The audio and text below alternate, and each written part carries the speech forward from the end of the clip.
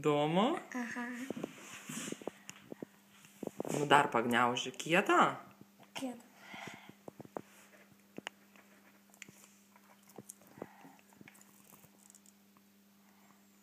O tai bėga.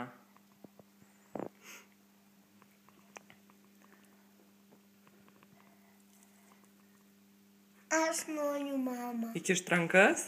Nu, pasiraitok rankovės ir įkišk.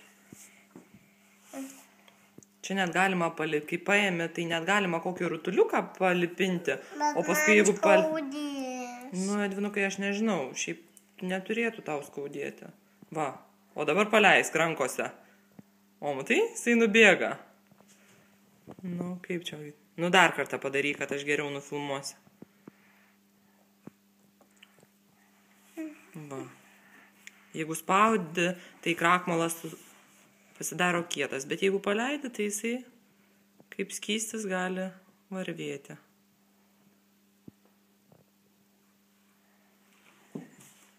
Išskylė. Tai paprastas ir geras eksperimentas vaikams. Paskuba. O Edvinai, teukštelk, pabandyk teukštelti tenai.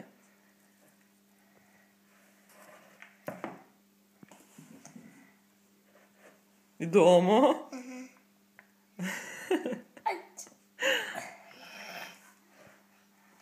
Pasimu. O, geras. Taigi, čia kukurūzų krakmalo dėžutė sumaišyta apie 150 ml vandens ir dėžutė kukurūzų krakmalo.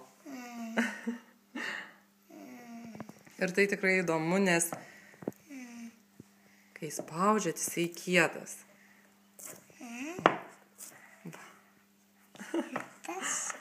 O, pabandykit suimti. Va. Jeigu minkos, jisai gali net minkytis, kaip koks plastilinas ar modelinas. Bet jeigu paleisite, jisai tiesiog ištekės iš jūsų rankų. Taip, kaip mes sergame ir sėdime namuose, šiaip tai krakmalo reikia, gal, kad būtų įdomiau naudoti 2 dėžutės. Ir tada pilti apie 250 ml vandens. Tai tada to krakmalo bus daugiau ir bus įdomiau visiems žaisti. O dabar, taip kaip mes negalim nuvažiuoti į parduotuvę, mums užteko 1 dėžutės. Taigi darykite eksperimentus, idėjų pastogė.